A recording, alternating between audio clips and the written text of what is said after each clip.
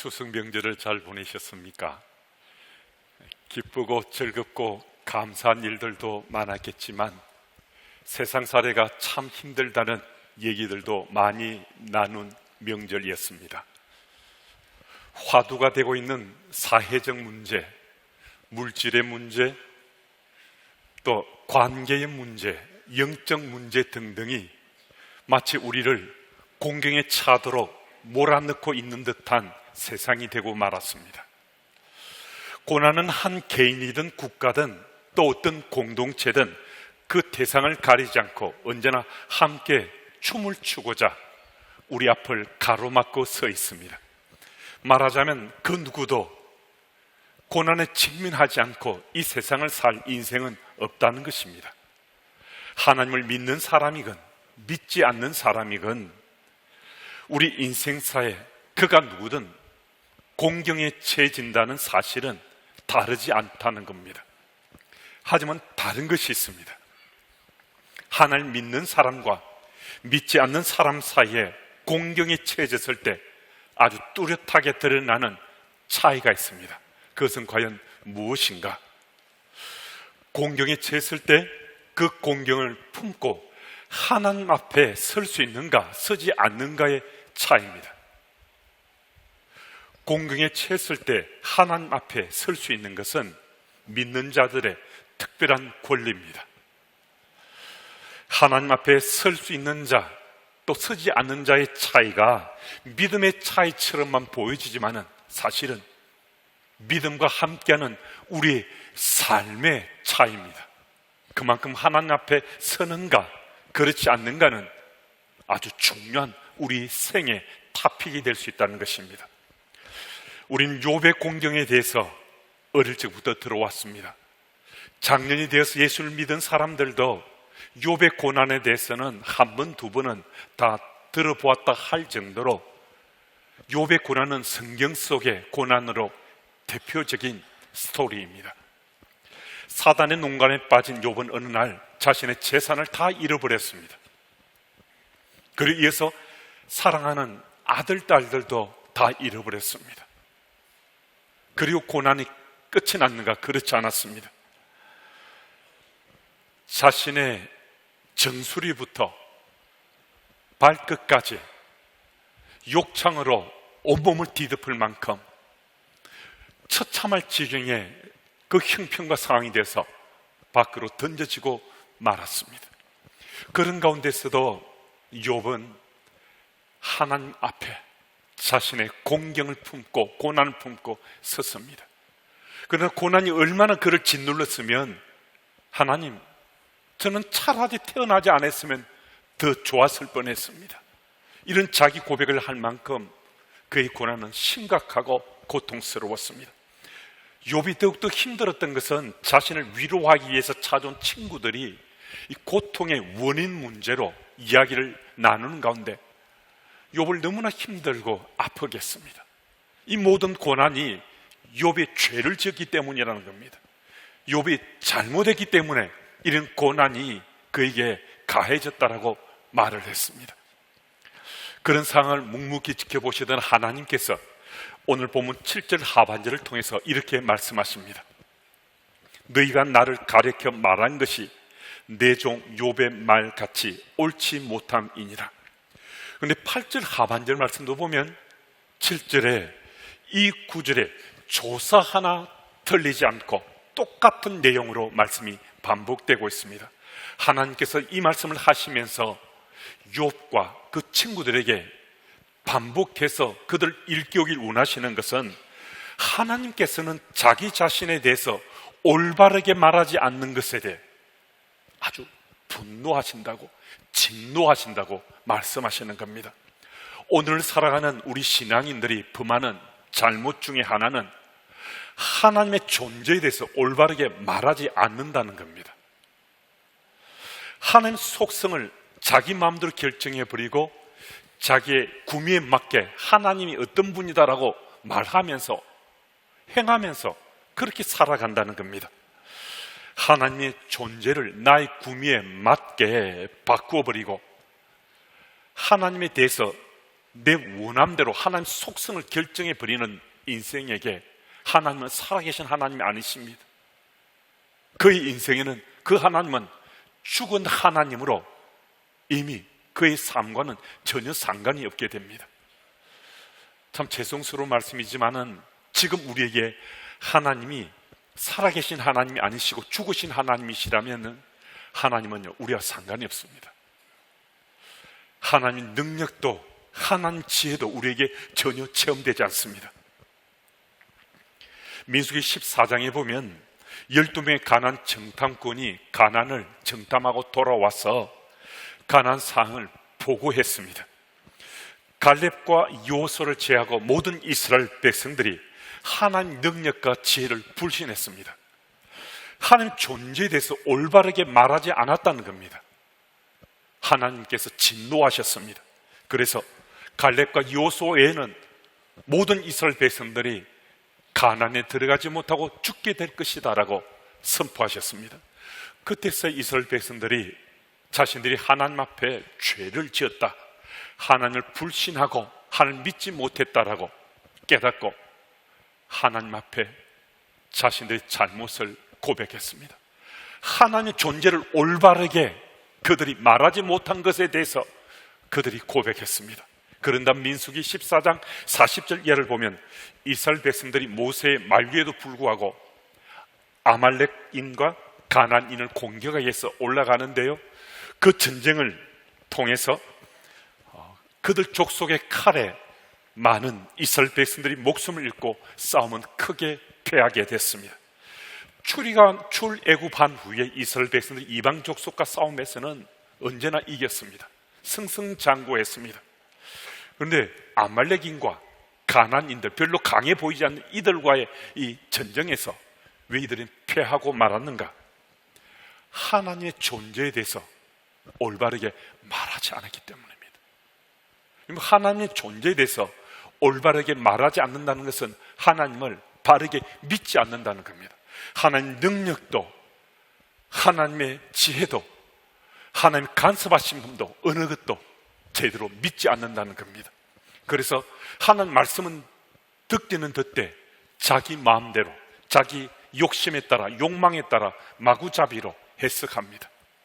그리고 하나님도 자기 뜻대로 만들어서 자기 욕망을 이루려고 합니다. 곧 하나님을 제 구미에 맞추어서 자신의 뜻대로 움직이려고 했습니다. 여러분, 하나님 존재에 대해서 우리는 지금 올바르게 말하고 믿고 있습니까? 그럼 하나님 존재에 대해서 우리가 바르게 말하는 것, 이 정말 중요한데요, 우리 하나님이 지금 살아계신가 죽으셨는가 하는 이 하나님, 이 사실은요, 하나님의 존재에 대해서 우리가 올바른 고백하는 것으로 결정됩니다. 하나님 능력이, 지혜가 내게 체험되는가 그렇지 못한가, 이것 또한 하나님 존재에 대해서 내가 올바르게 말하는 것으로, 자기 고백하는 것으로 결정됩니다. 여러분, 하나님이 어떤 분이신지 하나님 존재에 대해서 믿는 자는 바르게 말할 수 있어야 됩니다. 올바르게 말할 수 있어야 됩니다. 그때 하나님의 놀라운 역사가 우리 속에 체험되고 하나님 능력과 지혜가 우리 삶을 통해서 드러나고 증거되게 되어 있습니다. 그래서 믿는 자로 살아가는 우리들은 무엇보다도 하나님의 존재에 대해서 올바르게 말할 수 있어야 합니다.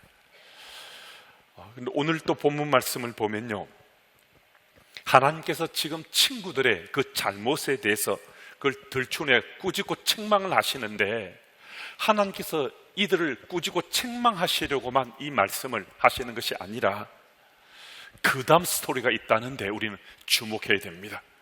꾸짖고 책망하신 후에 그 다음 말씀을 주시고 7절 8절 말씀을 말씀하시는데요, 이것은 참으로 은혜 중의 은혜입니다. 8절 중반부 말씀을 우리 한번 같이 읽어보겠습니다. 우리 함께요. 내 종 욥에게 가서 너희를 위하여 번제를 드리라. 내 종 욥이 너희를 위하여 기도할 것인즉 내가 그를 기쁘게 받으리니 너희가 우매한 만큼 너희에게 갚지 아니하리라. 아멘. 사실 하나님 이 명령에 대해서 욥의 친구들이 따르는 것, 이건 참 쉽지 않았을 수 있습니다. 하나님께 가서 용서를 빌고 무릎을 꿇고 용서를 구하라 하면요, 이것은 어렵지 않을 일일 수 있습니다. 그런데 욥에게 찾아가서 지금까지 씨름했잖아요. 내가 맞다 이런 얘기를 했잖아요. 근데 그 당사자에 가서 용서를 구하면서 잘못을 털어놓아라, 이거 자존심이 상해서도 할 수 없었을 수도 있지 않습니까?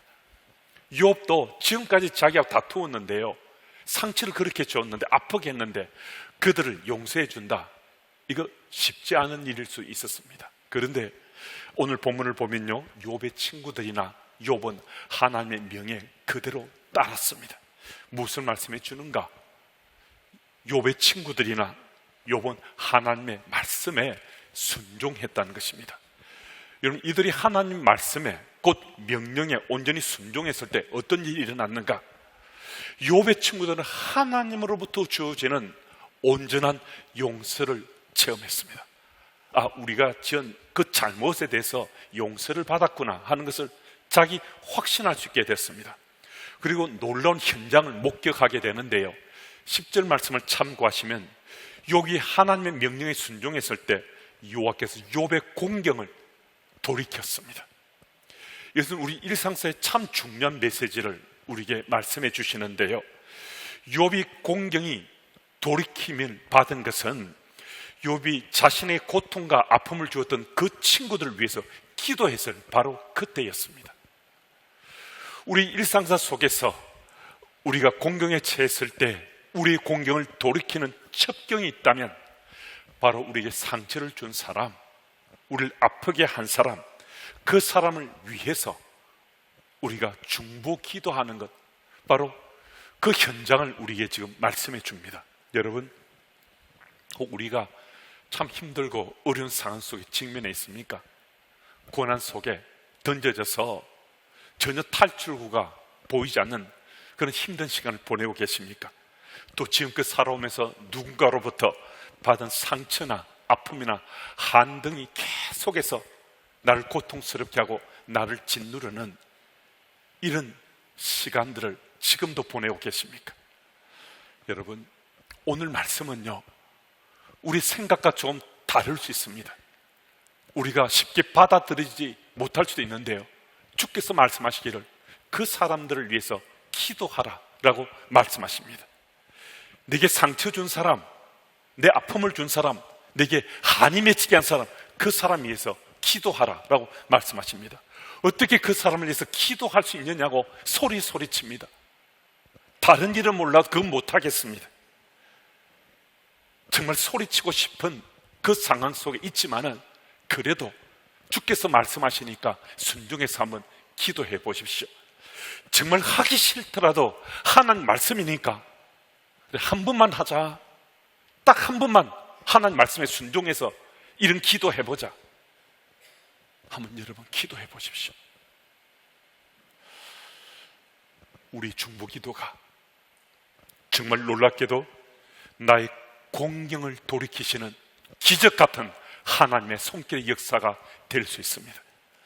지난 상처로부터, 지난 아픔으로부터 한이 맺힌 내 고통으로부터 하나님께서 나를 해방시켜 주실 뿐만 아니라 마음의 평강을 누리게 하실 뿐만 아니라 내가 처해 있는 공경으로부터도 주께서 나를 돌이켜 주시는, 건져내시는 놀라운 하나님의 손길의 역사를 우리가 체험할 수 있다는 겁니다.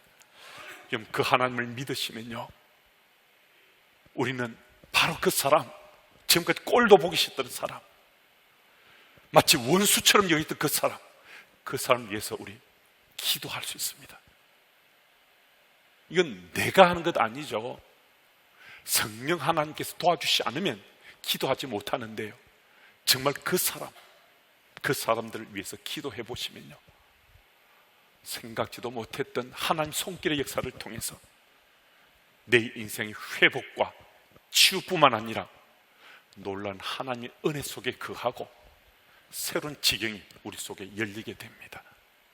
그 하나님 믿으시고 말씀에 순종해서 어쩌면 딱 한 번만이라도, 이번 한 번만이라도 한번 기도해 보셔서 치유와 회복과 더불어 소망을 일구 가시는 여러분들이 되시기를 예수 이름으로 축복합니다. 그리고 오늘 본문 10절 이하를 보면 12절에는 물질의 복을, 13절에서 15절에는 자녀의 복을, 16절에는 장수의 복을 주신다라고 말씀하십니다. 하나님께서 욥에게 이런 복을 주신다는 거예요. 그런데 그 중에 가장 큰 복은 다름 아닌 욥의 가정의 회복이었습니다. 하나님께서는 욥에게 복을 주시고 복을 주시되 복된 가정으로 그 가정을 회복시켜 주십니다. 하나님께서 우리에게 가정을 허락해 주셨다는 것은요, 이것은 우리 모두의 은혜 중에 은혜요, 복 중에 복입니다. 가정의 소중함과 가치를 잃어버리지 않는 사람, 잊어버리지 않는 사람, 그 사람들이 참 복이 있는데요, 우리 일상을 살다 보면 이런 일 저런 일을 우리가 바쁘고 분주하다라고 그 핑계 삼아서라도 우리에게 가장 소중한 내 가족들에 대해서는요, 뒷전으로 밀쳐줄 때가 종종 있습니다. 이 사람들은 언제 내 편이니까, 내가 사랑하는 사람이니까, 나를 이해해 줄 만한 사람이니까, 그 생각하고 가족들은 뒷전으로 밀쳐주는데요, 한 번만 더 생각해 보시면요, 가장 사랑하는 사람이니까, 가장 소중한 사람이니까 그 사람들을 먼저 우선해야 되잖아요. 그 사람들 위해서 내가 할 몫을 먼저 감당해야 되잖아요. 근데 우리는 그 사람들은 내가 사랑하니까, 내 가장 가까이 있는 내 편들이니까 뒷전으로 밀쳐두고 좀 무시해도, 좀 내가 좀 잘못된 일을 행해도 이해해 주겠지, 받아주겠지, 용서해 주겠지. 그럼 정말 그렇습니까? 그 가족들의 상처와 고통, 아픔은 그럼 어떻게 하는 겁니까? 여러분, 시간이 지난 후에 후회해도 지나간 시간은 다시 돌아오지 않습니다. 참 어리석고 미련하게도 우리는 이런 일을 반복해가면서 내 지금 눈앞에 닥친 바쁘고 분주한 그 일을 행하느라고 지금도 여전히 가족을 뒷전으로 밀쳐두었을 수 있습니다. 여러분, 지나간 시간은 우리가 어쩔 수 없습니다. 하지만 앞으로 다가오는 그 시간은요, 우리가 어떤 마음의 자세와 태도로 대하는가 따라, 임하는가 따라 정말 우리 가정이 달라질 수 있습니다. 우리 가족들의 삶이 달라질 수 있습니다. 우선순위가, 집의 가치가 우리 가족들에게 있다는 사실을 깨닫게 되면요, 다른 어떤 것보다도 가정을 우선하게 되어 있습니다. 여러분, 우리 가정을 소중히 여기지 않으면 나중에 훗날 다음에 가정을 소중히 여길 기회는 우리에게 정말 주어지지 않습니다. 지금까지 내 삶이 가정에 충실한 삶이 아니셨다면요, 오늘 이 예배당을 나가시면서 다시 한 번 더 내 삶을 되돌아보시고 정말 내 가정에 충실한 자가 될 때 하나님 기뻐하시는 그리스도인이 될 수 있습니다. 하나님 나라 백성은 그 무엇보다 가정을 우선 가치로, 가장 소중한 가치로 여기고 살아가는 인생입니다. 그 현장에 함께 설 수 있는 여러분과 제가 되면 참 좋겠는데요, 테레사 수녀가 노벨 평화상을 받던 그날 한 기자가 그녀에게 물었습니다. 세계 평화를 위해서 지금 가장 긴급한 일이 무엇이라고 생각합니까, 수녀님? 노벨 평화상을 받는 그 수상자에게 이런 질문을 던졌다면 아주 적절한 질문을 던진 것 아니었겠습니까? 그때 테레사 수녀님이 웃으면서 그 기자에게 이렇게 말했습니다. 기자 선생께서 지금 빨리 집으로 돌아가서 가족을 사랑하는 것이 가장 긴급한 일입니다. 세계 평화를 위해서 가장 긴급한 일은 빨리 집으로 돌아가서 가정을 사랑하고 가족을 사랑하는 것, 이게 가장 우선되는 일이다라고 말씀했습니다. 세계 평화는 가정의 평화에서 시작되는 겁니다. 여러분, 가족을 사랑하지 않는 인생이 어디 있겠습니까? 우리 가족을 다 사랑합니다. 어느 곳에 가더라도요, 가족 사랑한다고 말하지 않는 사람 없을 정도로 우리 다 가족을 사랑합니다. 그런데요, 오늘 이 예배당을 나서면서 우리 다시 한 번 더 내가 가족 사랑함의 방식에 대해서 다시 한번 생각해 볼 수 있으면 정말 좋겠습니다. 일방적인 내 기준이나 내 관심, 내 방식으로만 지금까지 가족을 사랑하지 않았는지, 상대방의 사랑함의 기준이나 관심이나 그 방식에 상관없이 내가 원하는 내 기준, 내 관심, 내 방식으로 사랑하면서 가족을 사랑한다고, 아내를 사랑한다고, 남편을 사랑한다고, 아들, 딸을 사랑한다고, 부모를 사랑한다고 혹 말하면서 우리 살아오지 않았습니까?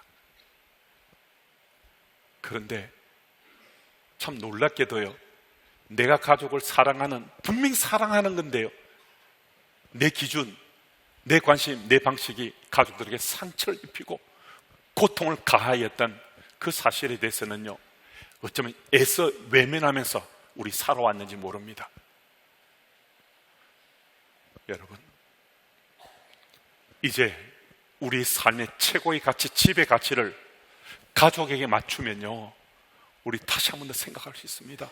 정말 내가 내 가족을 위해서 수고를 아끼지 않고 내가 할 수 있는 베스트를 다 했는가? 내가 가족을 사랑하는 그 기준이나 관심이나 방식은 잘못되지 않았는가? 나를 되돌아볼 수 있습니다.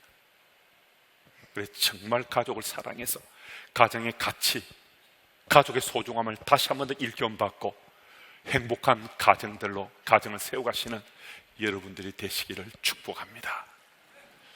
그리고 하나님께서 욥에게 주신 또 다른 복이 있다면 그는 그의 남은 생애 동안에 영혼을 소유하고 영혼을 누리며 살아갔습니다. 16, 17절 말씀을 보면요, 그 후에 욥이 140년을 살며 아들과 손자 4대를 보았고 욥이 늙어 나이가 차서 죽었더라. 하나님 존재 체험을 한 사람들에게 공동적으로 나타나는 현상은 영혼을 소유하고 영혼을 누리며 살게 된다는 거예요. 이 땅의 삶이 전부가 아니라는 사실을 하나님 존재 체험을 하면서 그 사실을 깨닫게 된 거예요. 그러니까 그의 삶은 이 땅에 발 딛고 살지만은 그는 영혼을 소유하고 영혼을 누리면서 영원한 하나님의 나라에 대한 소망 가지고 이 땅에 살게 되는 거거든요. 욥은 구체적으로 하나님의 존재 체험을 한 사람이었기에 그는 영혼을 소유하고 영혼을 누리며 살았습니다. 그 후에 이 땅에서 140년 동안 살면서 영혼을 체험하며 영혼을 누리며 살았으니 그 삶이 얼마나 행복했겠습니까? 가이드 포스트지엔 영혼을 누리며 영혼을 살았던 한 청년에 대한 이런 이야기가 기록되어 있습니다.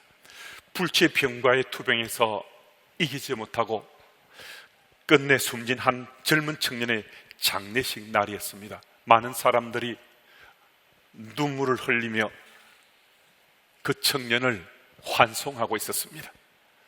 그때 그의 가장 사랑했던 친구가 시를 낭독하기 시작했습니다. 죽음이 할 수 있는 일은 그리 많지 않습니다. 사랑을 무력하게 만들 수 없고 소망을 깰 수 없습니다. 믿음을 좀먹을 수 없고 평안을 삼킬 수 없습니다. 자신감을 파괴할 수 없고 우정을 죽일 수 없습니다.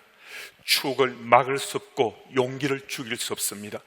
영혼을 침범할 수 없고 영생을 줄일 수 없습니다.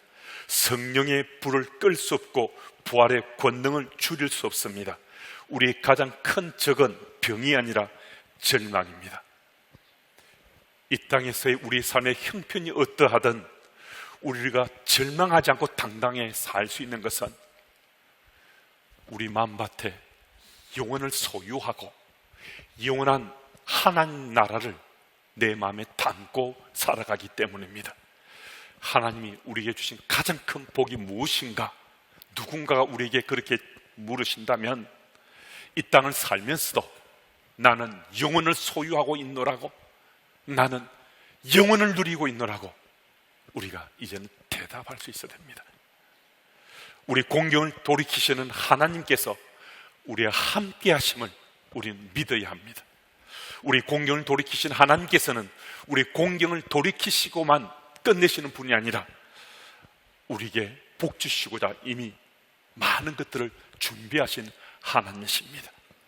그럼 그 하나님 믿고 신뢰하시면서 가정의 가치를 최고의 가치로, 가정의 소중함을 최고 소중한 공동체로 마음밭에 담고 세상 속에서 그리스도인이 살아가면 우리 삶은 정말 행복할 수 있습니다.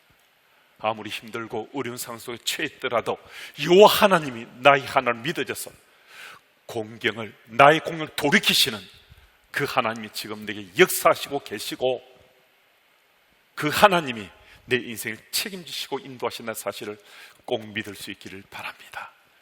이번 한 주간 주와 동행하시면서 주께서 나를 공경에서 건져내실 뿐만 아니라 정말 나의 가족을 향한 사랑, 내 가족의 소중함을 일깨워 주시면서 우리 주의 은혜 가운데 행복한 가정을 세워가시는 주님을 다시 한 번 더 깊이 만나시는 한 주간 되시기를 예수 이름으로 축복합니다. 하나님 아버지, 이 땅에서 우리 삶이 매 순간 시련과 환난에 노출되어 있을지라도 주께서 우리 공경을 돌이키시는 분이시란 사실을 다시 한 번 더 믿고 확인케 하심을 감사드립니다. 하나님 존재에 대해 올바른 깨침과 믿음을 가지고 살아가게 하시고, 어떤 상황 속에서도 하나님께서는 우리의 공경을 돌이키시기 위해 일하시고 계시다는 사실을 믿음으로 확신케 하옵소서. 우리 공경을 돌이키신 하나님께서는 우리에게 복 주시길 원하시되, 무엇보다 가정 회복의 복을 주시고 영혼을 누리며 살아가는 복을 주신다는 사실을 꼭 기억해서 회복된 가정에서 영혼을 누리며 영혼을 소유한 하나님의 사람으로 이 땅을 살아가게 인도해 주옵소서. 이번 한 주간도 주께서 나와 함께 하시고 여호와 하나님이 나의 하나님으로 믿어지는 은혜를 누리기를 예수님 이름으로 기도드립니다. 아멘.